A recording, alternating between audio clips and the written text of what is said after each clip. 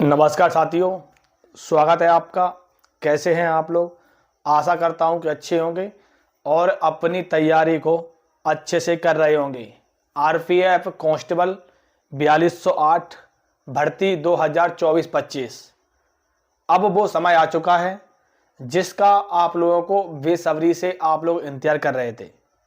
RPF constable में 2 मार्च से आपकी 20 मार्च तक परीक्षा स्टार्ट होने जा रही है और परीक्षा सेंटर पे जाने से पहले बहुत से साथी लोग हैं जो लगातार हमारे पास कमेंट भी कर रहे थे कि इस बार सेव स्कोर क्या आएगा, इस बार 120 में से कितने सेव स्कोर रहेंगे और साथ साथ में आरपीएफ कांस्टेबल में जो आपका एग्ज़ाम है जिसमें सबसे पहले आपको किस सब्जेक्ट को हल करना होगा जिससे कि आपका जो आपका समय है वो भी बच जाए और प्लस आपके सही प्रश्न भी हो जाएं। और तुक्का सबसे ज़्यादा ज़रूरी है क्योंकि तुक्का किस प्रकार से लगाएं, माइनस मार्किंग भी है। और उसको देखते हुए पहले इस वीडियो को देखकर जितने भी साथी लोग हैं जिनका आरपीएफ कांस्टेबल का पेपर है, इस वीडियो के माध्यम से एक बार अच्छे से समझ लें। नहीं तो आप तुक्का लगाओगे तो आपके जितने नंबर बन रहे होंगे वो भी नंबर आपके जा सकते हैं। समझ लीजिएगा एक बार। देखो, आरपीएफ कांस्टेबल 2 मार्च से आपकी परीक्षा स्टार्ट हो रही है। बहुत से बच्चों की जो एग्जाम सिटी है अभी ओपन नहीं हो पा रही होगी, लेकिन मैं उनसे बताना चाहूँगा कि आपकी एग्जाम सिटी परीक्षा के 10 दिन पहले आपकी ओपन होगी। बहुत से बच्चों की नहीं हो रही है, आप चेक करते रहें, 1 या 2 दिन के अंदर अंदर सभी की आपकी ओपन हो जाएगी, सभी की दिखने लगेगी धीरे धीरे। ठीक है, घबराए ना। बहुत से बच्चे लगातार हमारे पास कमेंट भी कर रहे थे। अब पहले एक बार ये देख लें कि एग्जाम सेफ स्कोर बताऊँगा मैं। सबसे पहले ये देख लें एक बार कि तुक्का कैसे लगाएं एग्जाम सेंटर में। तुक्का के पहले मैं स्टार्ट वहीं से करूंगा। मैं स्टार्ट तुक्का लगाने का सबसे बेस्ट तरीका है। और अगर आपको 100% अगर सही लगाना है तो जैसे मान लीजिए आपका ये ऑप्शन है, ठीक है, ये क्वेश्चन है आपका, मैंने आपको कुछ भी क्वेश्चन लिख दिया, माना ये क्वेश्चन है आपका, ठीक है। इसका ए जो ऑप्शन है A, B, C और D, ठीक है, ये क्वेश्चन है आपका। एक option, 2 option, C option, D, मतलब आपके 4 ऑप्शन हो गए। ठीक है, आपने ये पढ़ लिया, क्वेश्चन ये पढ़ लिया आपने। उसके बाद आपने क्वेश्चन ये पढ़ लिया, उसके बाद आपको ये लग रहा है कि ए नहीं हो सकता है और डी नहीं हो सकता है। आपको ये लगता है ये तो इसका आंसर बी है या इसका आंसर सी है, तब आप तुक्का लगा सकते हो बी और सी में से किसी एक पर। ऐसी सिचुएशन में आप तुक्का लगाएं। बहुत से बच्चे क्या गलती करते हैं वो एक बार समझ लीजिए। उन्होंने प्रश्न पढ़ा है, उनको प्रश्न समझ में आया ना आया, उन्होंने सोचा है कि इसमें से ए हो सकता है, बी हो सकता है, सी हो सकता है, डी हो सकता है। A4 B4 बजरंगबली का नाम ले दिया, बजरंगबली के नाम से लगा दिया। नहीं, ऐसी आप लोग गलती ना करें क्योंकि माइनस मार्किंग है। माइनस मार्किंग के अंतर आपके जो प्रश्न हैं जो आप सही करके आओगे उसमें से आपके नंबर कट जाएंगे। जितने भी साथी लोग हैं, अगर आप लोग तुक्का लगाएं तो ये सबसे बेस्ट तरीका है, अब तक का सबसे बेस्ट तरीका है और इसी को देखकर आप लोग तुक्का लगाएं। अगर आपको आप 100% यहाँ श्योर हो जाएं कि आप ये 2 में से कोई ना कोई एक प्रश्न है तो आप ऐसे में अगर लगा दोगे तो आपका तुक्का 100% सही बैठेगा। मान लीजिए अगर आपने 4 लगाए हैं ऐसे में, ठीक है, 100 में आपने मान लीजिए 4 लगाए हैं, 4 लगाए हैं आपने, तो 4 में से कम लगभग 2 या 3 आपकी संभावना बन जाएगी कि आपके सही हो जाएंगे। और अन्यथा अगर आप ऐसे लगाओगे तो आपके पूरे गलत हो जाएंगे। ठीक है, तुक्का लगाने का बेस्ट तरीका आप लोगों ने देख ही लिया है, परीक्षा नज़दीक आ चुकी है।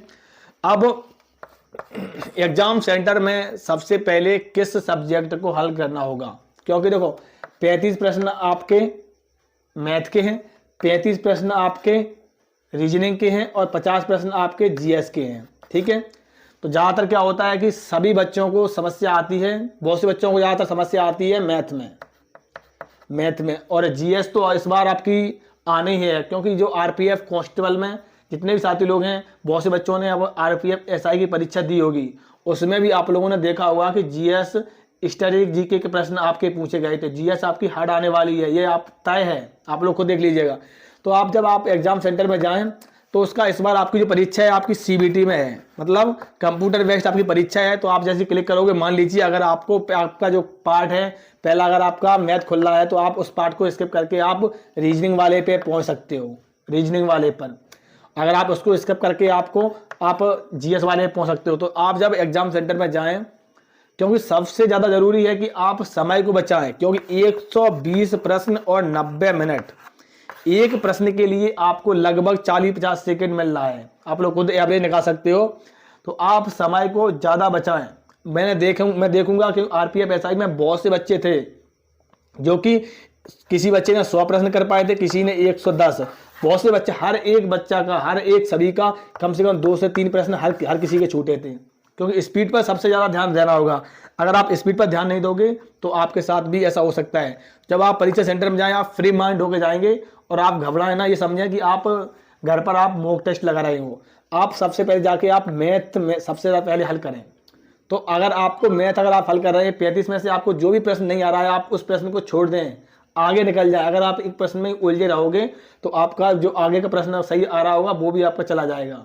आप एक प्रश्न में, मैथ के बता रहा हूं मैं, आपको 1 मिनट से ऊपर समय नहीं देना है एक प्रश्न में, ठीक है। मैथ में 1 मिनट लगभग 50-55 सेकंड एवरेज लेकर चलें आप, मैथ और रीजनिंग। उस पहले मैथ को हल करें, फिर रीजनिंग को, फिर उसके बाद जब आपका फ्री माइंड हो तब आप जीएस को लगाएं, ठीक है। और जीएस जो आपके करंट अफेयर्स के प्रश्न हैं वो आपके लगभग 2 से 3 आएंगे 2024 तक के, ठीक है।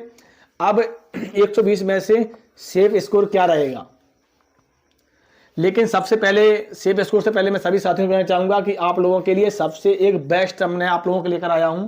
ये जो आप स्क्रीन पर देख रहे हैं ये नोट्स एंड पीडीएफ है, और ये आप लोगों के लिए इसलिए स्पेशल है क्योंकि इस नोट्स में आप लोगों के लिए क्या है, इस नोट्स में आप लोगों के लिए है कि आपकी परीक्षा जो होने जा रही है वो बहुत से बच्चों की 700 किलोमीटर 600 किलोमीटर, और आप मोटी मोटी बुकों में से आप कहाँ से स्ट्रेटेजी के पूछोगे, कहाँ से क्या पढ़ोगे। तो आप लोगों के लिए नोट्स है, आपके मोबाइल में आप खुल जाएगा, पीडीएफ है, पुरानी भर्ती आई थी उसमें किस प्रकार के प्रश्न है। अंतिम समय में आप इसको एक बार जरूर पढ़ लें। मैं आपको इस वजह से कह रहा हूं कि आप लोगों ने अभी तक जो पढ़ लिया है वो पढ़ लिया है, आपके पास अंतिम समय है। अंतिम समय इसमें अगर आप इस नोट्स एंड पीडीएफ को रिवीजन कर लोगे तो आपको कम से कम 2 से 3 प्रश्न आपके पक्के हो जाएंगे। मैं ज़्यादा प्रश्न नहीं बोल रहा हूँ, 2 से 3।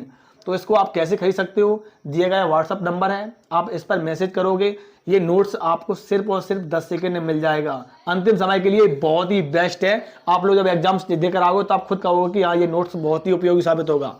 अब 120 में से कितना रहेगा सेफ स्कोर, ज़्यादातर बहुत से बच्चों के मन में यही प्रश्न दौड़ रहा है, और लगातार हमारे पास कमेंट भी बहुत से बच्चे कर रहे थे कि सेफ स्कोर पर बताइए कि इस बार सेफ स्कोर क्या रहने वाला है।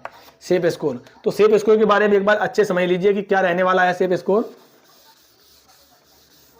क्योंकि देखो आपकी 4208 आपकी वैकेंसी है, वैकेंसी आपकी इंक्रीज नहीं हुई है, और आपके फॉर्म लगभग 40 से 45 लाख बच्चे हैं परीक्षा देने। लगभग मान लीजिए कम से कम 30 से 35 लाख बच्चे परीक्षा देने जाएंगे, 10 लाख बच्चे परीक्षा देने नहीं जाएंगे।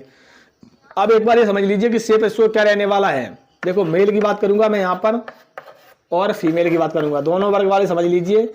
अभी तो मैं सिर्फ आप लोगों के लिए बता रहा हूँ सेफ स्कोर कम से कम इतना लेग चलना होगा। फिर जब आपका पेपर होगा उसके अकॉर्डिंग हम आपको पर डे पेपर का एनालाइज कराएंगे, जिसमें हम बताएंगे कि आपको जो पेपर हुआ है उसमें किस प्रकार से कितना कट ऑफ जाने वाला है। सेफ स्कोर कम से कम अगर मेल हो आप तो कम से कम आपको लेके चलना होगा 90 प्लस लेके चलना होगा कम से कम। और अगर आप फीमेल हो तो आप कम से कम मान लीजिए 70 प्लस, तभी आपका इस बार कम से कम चांस बन सकता है।